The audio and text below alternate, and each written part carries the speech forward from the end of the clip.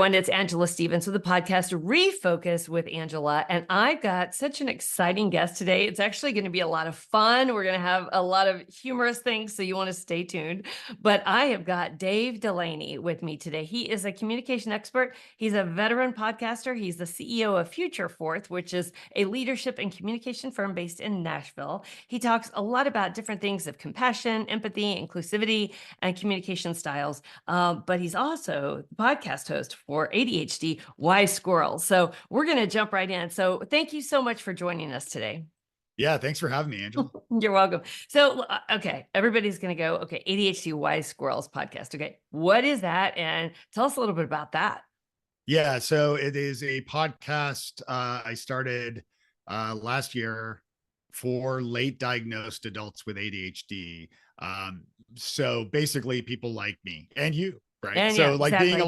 being a late diagnosed adult. So I was diagnosed last year, and in true ADHD wise squirrel or ADHD form, being very creative and getting very hyper focused and all of the good things, I jumped right in and created Wise Squirrels as a website to share my own experiences. I'm kind of an early adopter in social and content marketing and all that good stuff. And so I've been blogging and podcasting, I started podcasting in 2005. So, it's been I love it. almost 20 years.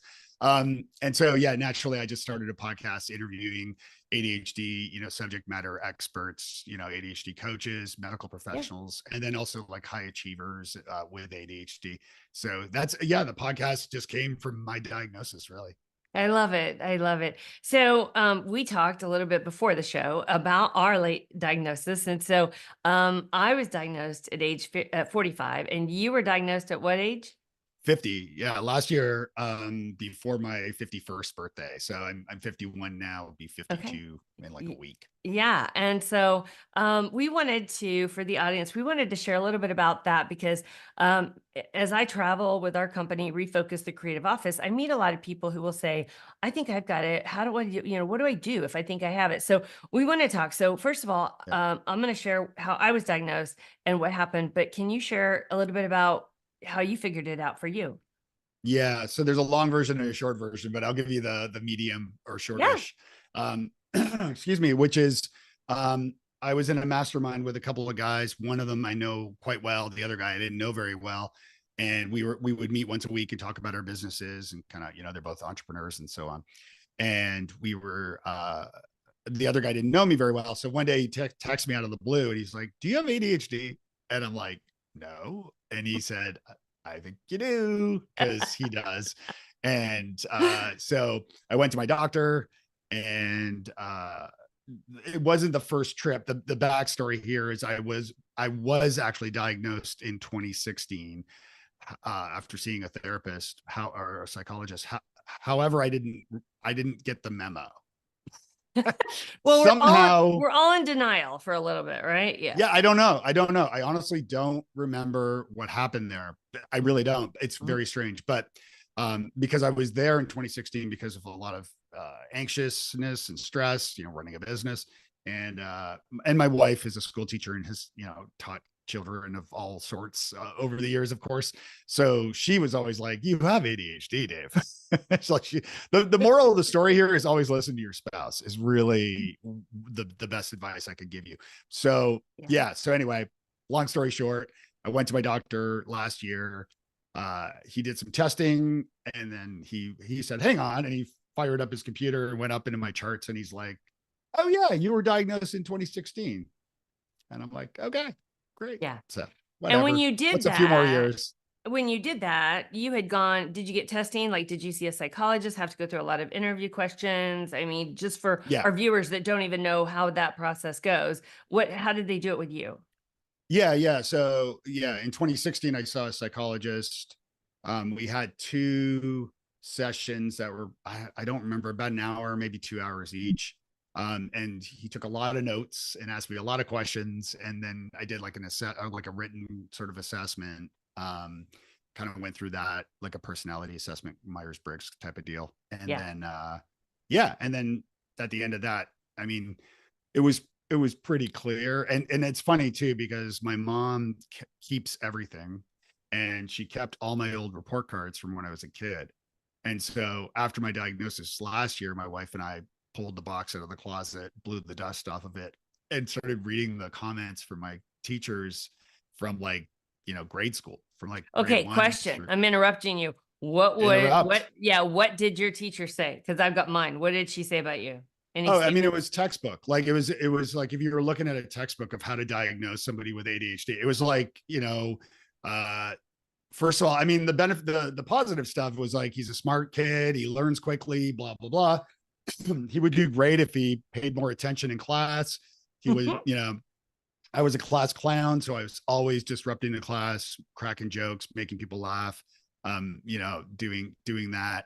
So, yeah, they were basically like, he needs to pay attention more. He needs to do his homework. He needs to study. He gets distracted easily. Like, he needs to stay seated in his seat. Like all the tick tick tick. Like reading it, it's just like, yeah, yeah, Yeah. and And then yeah, I only had one sentence, and my mother always reminds me of it. And it was, Angela is persistent. And I'm not sure why it was so funny. I just remember that, like yeah, everything. But so when I was diagnosed, similar situation, but my son, many people know the story of my son. He was diagnosed in the 5th grade. I was diagnosed at age 45, which yeah, created our other company, which is Refocus, the creative office.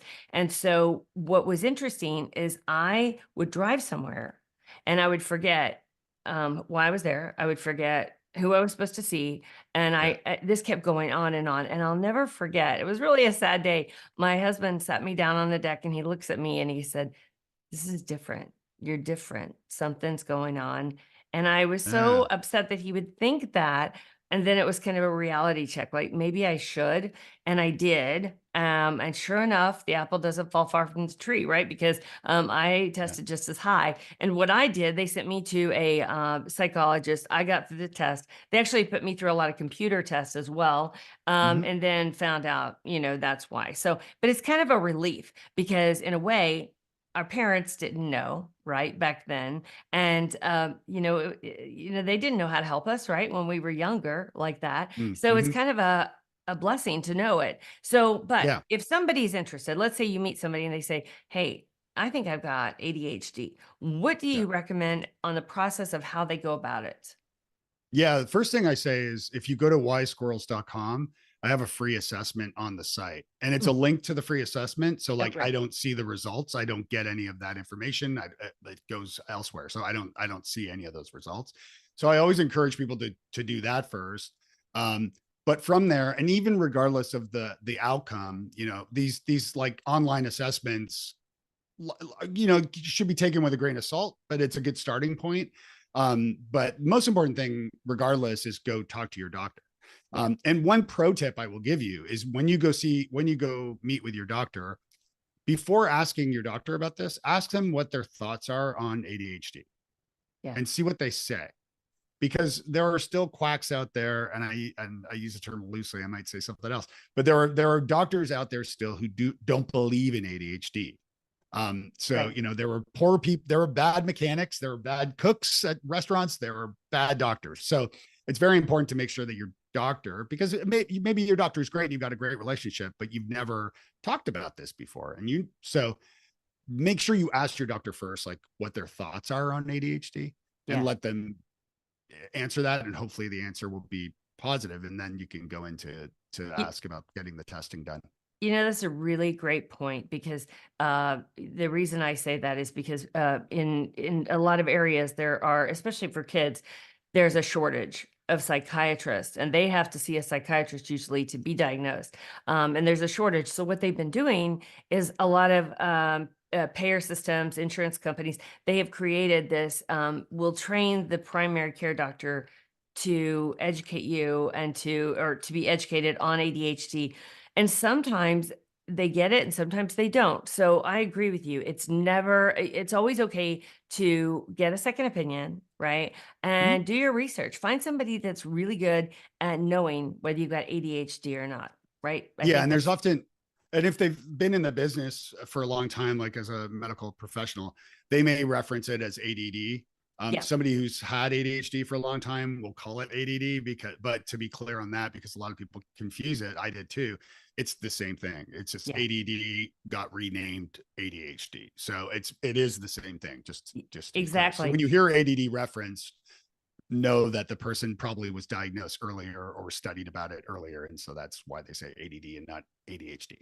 So let's talk about the positives. So people that have ADHD, not, I wouldn't say as particularly, but they're brilliant, right? I mean, I hate to say I'm brilliant, but they're if they're, it's like with kids, if they're good at one thing or two, they're really good, and listen to your children, follow their path. But as adults, we're very talented, because you got to remember, 20 years ago, when my son was diagnosed, it was taboo. You didn't say ADHD medication. They were going to walk sideways. I mean, it's so much better communicated now than it was then. However, today, we know that people with ADHD they might drive you crazy, but they're really talented. And so what makes you different because you've got ADHD, or what makes you, or what are you really good at?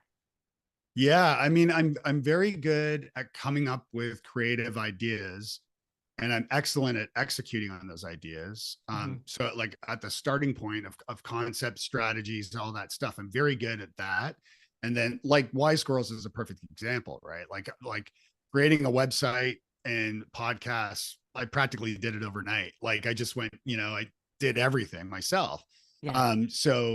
So getting hyper focused, on things that you enjoy, like, and that's a pretty common Yeah. ADHD thing, is that you can get, and this is often a confusing point too, because people think, well, I'm not hyperactive, so I don't have ADHD. But the Yeah. thing is, as you become an adult, you or you don't mask it so much as you find like coping mechanisms, and you kind of unknowingly kind of redirect the tendencies or tendency of ADHD, let's say, and then you jump into other things. So for example, yeah, hyper focused, I get hyper focused on creating things and executing on them. So yeah, I'm very good at that. I always joke. I wake up in the morning and I tell my husband, I'm like, oh my God, I've got this great idea and you got to listen to this. And he's like, can I just have like 5 minutes? Like just five, right? And Yeah. so, but that I come up, and that's sometimes when I have the best ideas ever, right? And I always Mm-hmm. say, write those down, like write them down. And we have a notebook you can purchase on our company, but you have to write them down because they'll go away, right? So, Yes.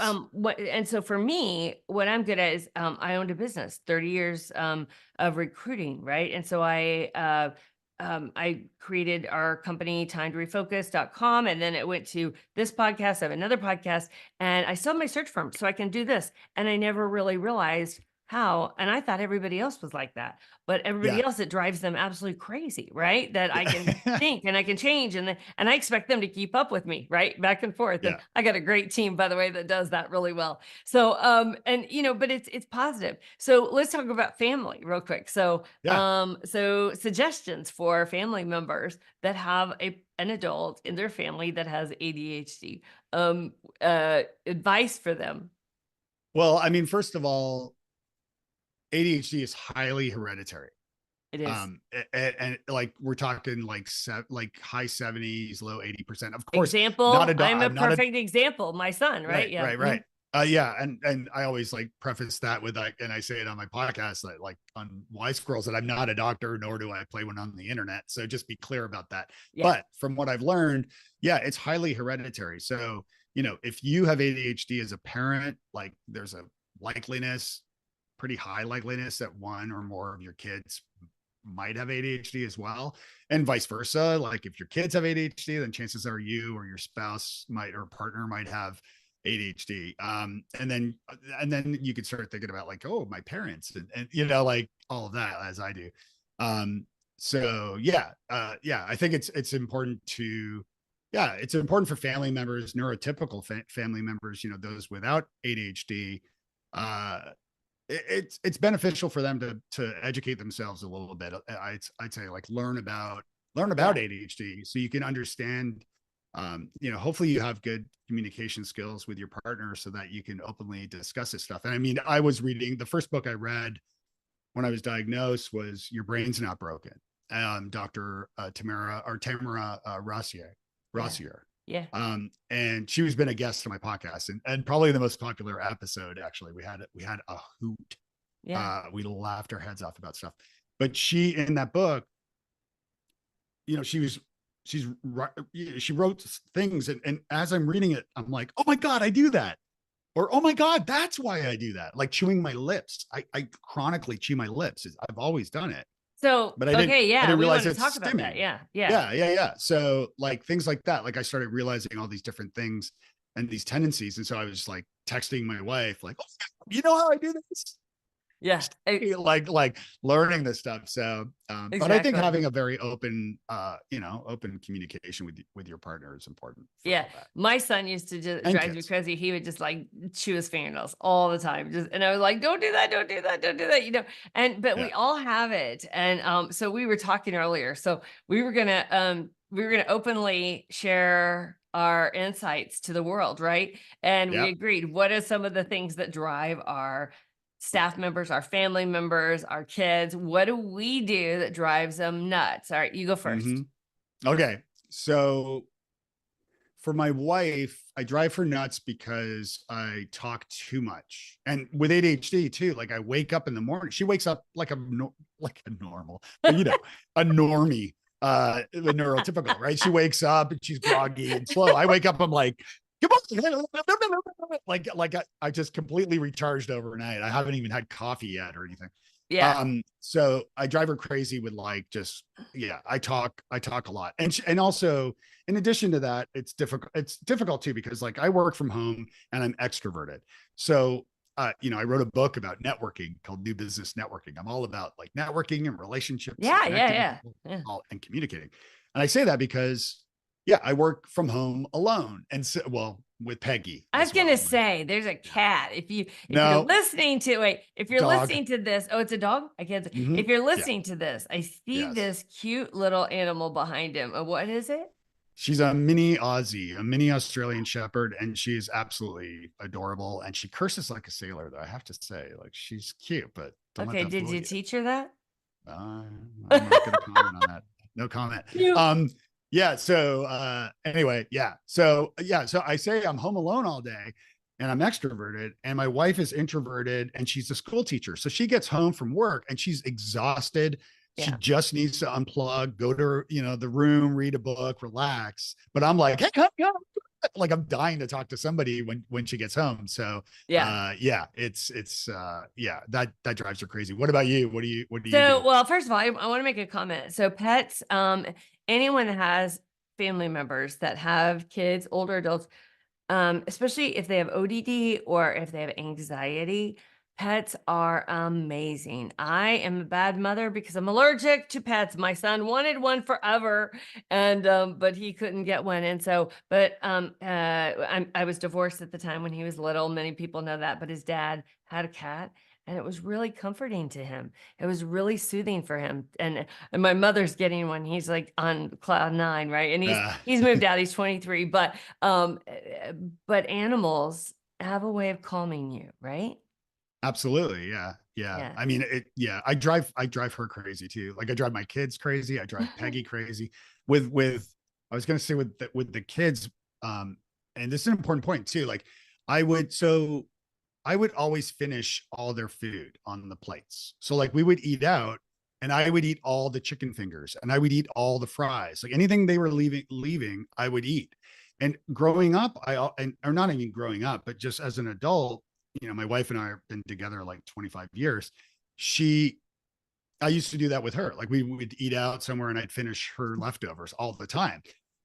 There would never be leftovers like with a meal with me. Yeah. But I always thought it was because my dad made me eat everything on my plate and I wasn't Yeah. allowed to leave the table until I Yeah. finished everything, and it was Yeah. brutal. And so I always blamed him for that. And I Yeah. think there is some of that there. However, what I've learned since my diagnosis is the excessive tendencies with ADHD, and one can be very excessive in things, and that is what leads to a shorter, up to 13-year less life expectancy for undiagnosed, untreated ADHD, Yeah. because excessiveness is very common, and so because it triggers dopamine and we lack dopamine, so that's how addictions are so common with ADHDers, like into alcohol or drugs It or is. smoking or Yeah. whatever. Hmm. And so for me at the time, it was certainly food. Like I would just eat everything, and it would drive the kids crazy. So they're 17 and 18 now. So I It's resist, and I'm it's medicated in therapy. So that That's helps. interesting because my husband of that I married when my son was 10, he's like that. He was raised by family. You eat your dinner, you don't leave the table. And I was like, no, no, no, no, no, no. I was like, because the kid, sometimes with kids, they're anxious, right? And they, my son used to tap. He would take a pen and he would just tap like this. And it would drive everybody crazy, including me. And then he would also clap, and it would just drive me crazy. But you need patience, right? You go with them. I know one Yep. thing, my son would take the end of the table and he would jump up and down. And so one day I just got up and I started jumping up and down with him, and he laughed and he stopped. So you kind of have Yeah. to work with them, you got to listen. But so okay, all right. So for me, the things I do that drive my family crazy, I have one big thing I do and it drives everyone crazy. I've tried so hard to stop it. I leave drawers open. I leave cabinet drawers open, and I leave doors, and not physical doors, but like cabinet doors, drawers. And Yeah. I did that for years. Didn't know that that's a common thing with people with ADHD. And I Googled it, and it was like especially women were like, oh my gosh, I do this, I do this, I do this, I do. So come to find out, my son moves out, right? He does it too. It's Ah, so funny. So when that's my hilarious. husband Yeah. is like, "You didn't shut the cabinet door," and I go, "Oh, well, I replaced my son. When he moved out, I took his place." And I said, "How lucky were you that you got a wife and a child with ADHD?" And said he never had kids. It was great. So, Yeah. but Yeah. Yeah. That's hilarious. some of the other things, like I said, when you said like people will chew, a lot of kids will chew on their clothing or their t-shirt or what are some of the other things that kids do or that adults do? The tapping for us was a big deal. Yeah. And so I'm just trying to think of things so that people think they're normal and our family has these issues too, right? And Yeah. Yeah. just things like that, and not Yeah. finishing, homework sometimes. Okay, I have a question. Oh, I've got a good one for you. Are you ready? Yeah. So, yeah. Can Yeah. you tell we're both ADHD? We're like, "Oh, okay." Okay, so, so I heard this podcast. I can't remember the guy who was talking about it, but he talked about piles. So in business, do you Mm, have piles piles of, of like, like, paper? Like, with oh yeah. paper. Yeah. Yeah. Yeah. Yeah. Paper. Yeah. And Yeah. so we're bad at it, right? So we make piles of our paper, right? Yeah. And you would think a normal person would take those papers and go through them, right? We don't, right? We just forget about them, right? Do you do Yeah. that? Well, no, actually, I mean, I do. Yeah, like my desk drawers, for example, become just insane. Yeah. Like just all sorts of stuff. So what I do, not with any like, I don't do it like on the last day of the month. I don't like have a frequency with it. But what I do is I actually kind of enjoy the process, which is dump it on the floor, put on a podcast in my headset or in my AirPods, and then just I go through it, and I'm just like one pile for garbage, one or recycling or whatever, one pile for, keep it, one pile for goodwill, and just kind of go through it. And then a couple little sub piles. But I do that, yeah, from time to time just to kind of go through things. Yeah. But I don't do it enough. And yeah, yeah, And in business, especially I have three businesses, so I'll have a pile here, a pile here. So yeah. for me, I got to tell you, one of the things I did two things that really helped me. So when I was 45, I had three businesses, and my life was just kind of chaotic, and I knew I had to make change. I knew it. Mm-hmm. I hired myself an ADHD business coach. Yeah, yeah. I And have one too.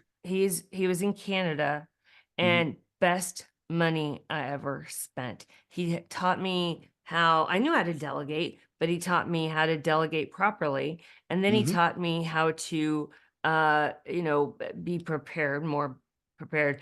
And I'll Yeah. never forget one time he said, "Angela, who's the CEO of your company?" And I said, "I am." And he goes, "You're not acting like it." And I was like, Right on. ouch. But then he said, "Here's why." And he gave me steps, and then I changed it. It changed my world. So Yeah. sometimes, I don't care if you have ADHD or not. Sometimes we all get into a point in life, right, where we could use some help, Yeah, right? that's why I offer coaching now. Like I don't claim to be an ADHD coach or anything, Mhm. but I used to do coaching to help. Like I was a speaker for Google for about 6 years. And so I taught thousands of people how to grow their businesses online. And I've worked in digital marketing forever and things like that. So I started coaching clients years ago. And then I moved on to doing different things, but I've just started actually coaching like at Y Squirrels. There's a link there if anybody's interested in just having a chat of helping, especially helping entrepreneurs, solopreneurs, solopreneurs, really helping people, grow their businesses and things. And now knowing what I know about ADHD, if they do have ADHD, I can definitely help them with that too. So yeah, it's a big thing. And also Canadians always help because I'm also a Canadian. Are you? Oh, I didn't know that. You know what I heard about Canadians the other day? I heard they are some of the most nicest people in the world. And they have, I got to think of the word, they have a sense of, I forget the word, but it's bringing you in and making you feel at home. And it'll come Yeah. to me, but it was, Yeah. it was lovely. It was, and so every time I meet with Canadians, I get the same, and just like you, I get the same feeling. So there's Yeah. something special about you guys. I don't know, but it's really We're good. special.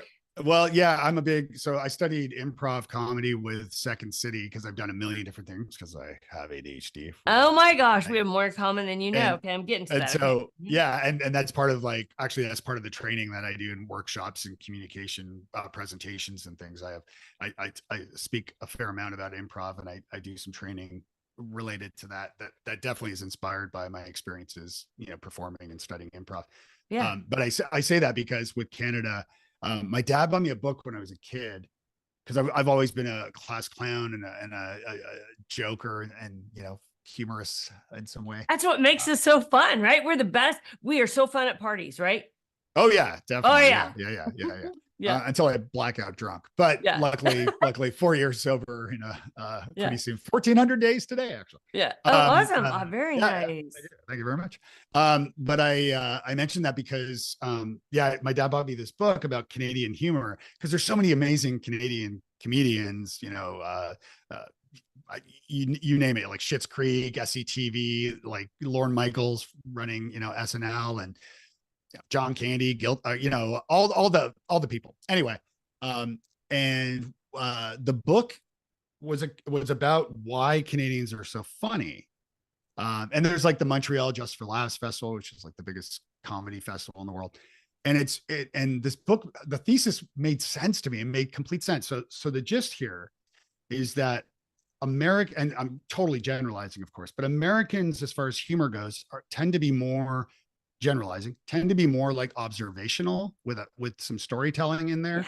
Yeah. And then British comedians, because Canada gets a lot of inspiration from the UK and British styles.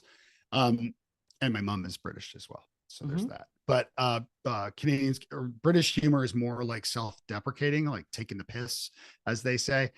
So it's more like making fun of yourself and that kind of thing.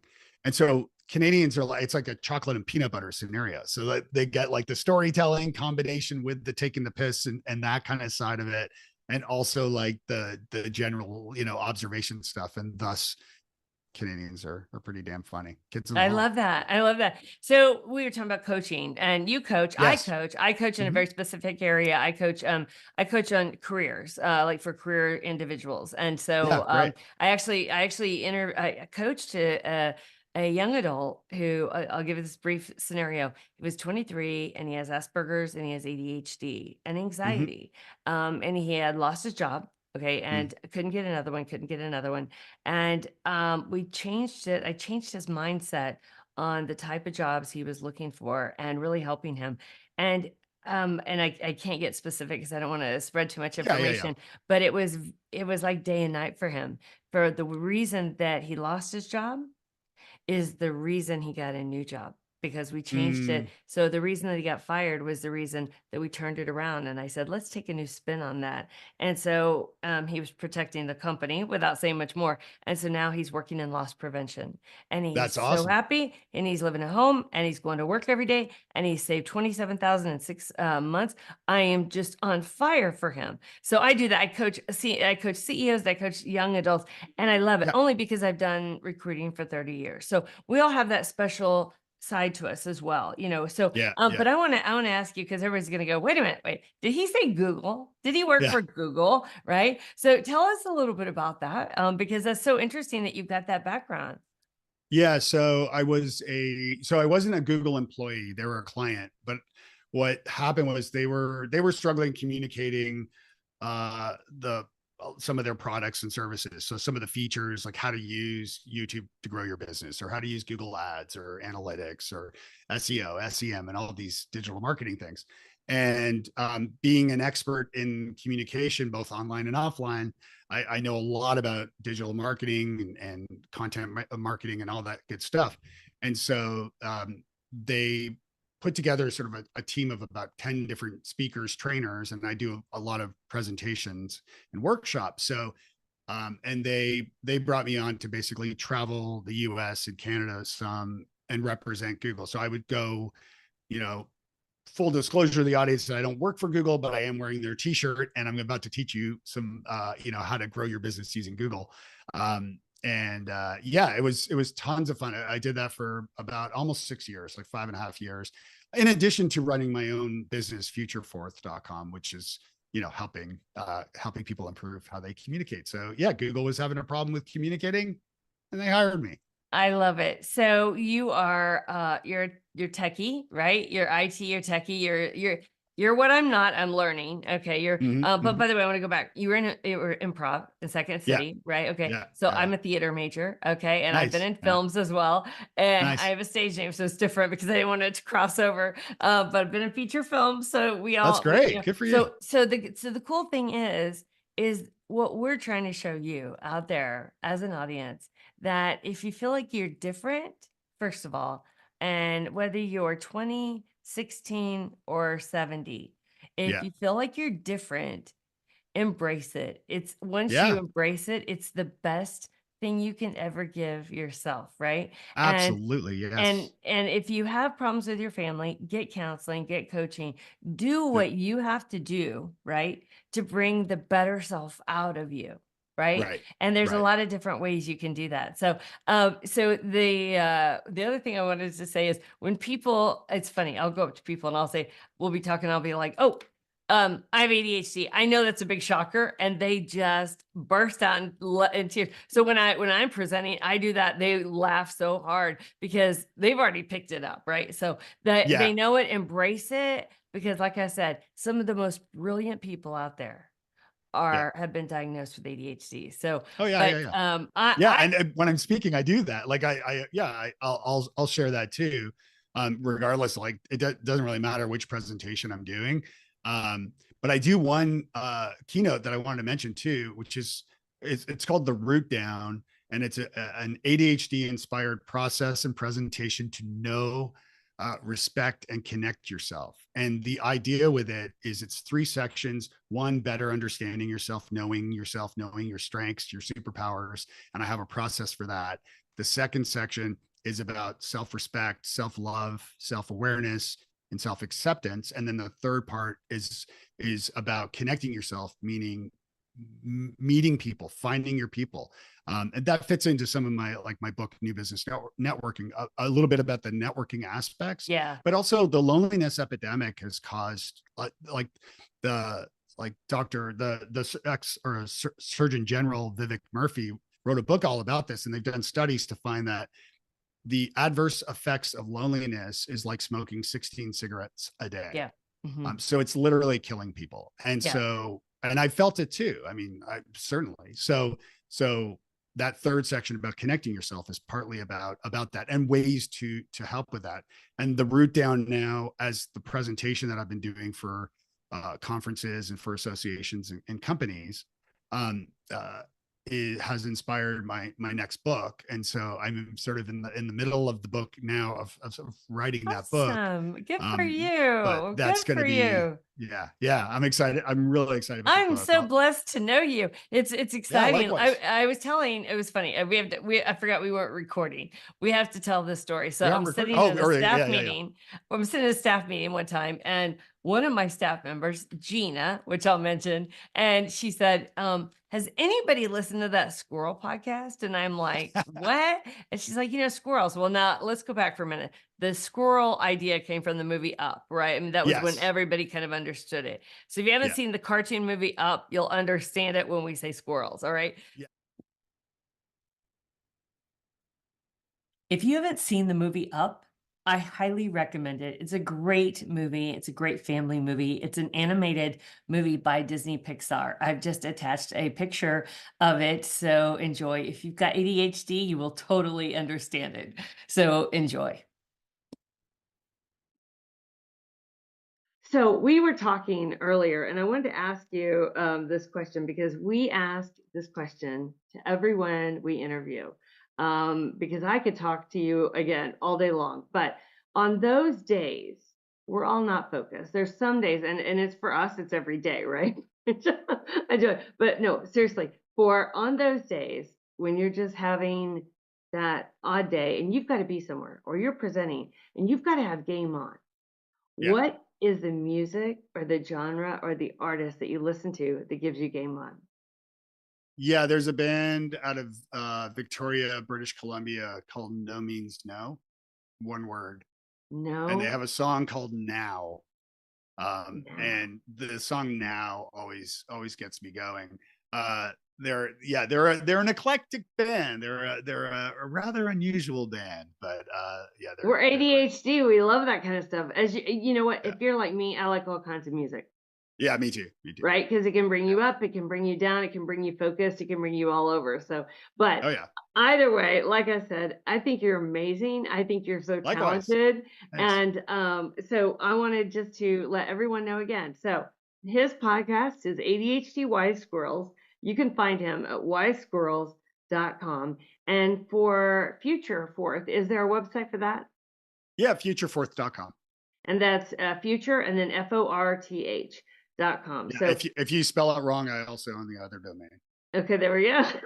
Perfect. All right. Well, check it out. And thank you again so much for your time today. I graciously appreciate your time. Yeah, thanks, Angela. I invite everybody to check out Wise Squirrels and let me know what you think. I would love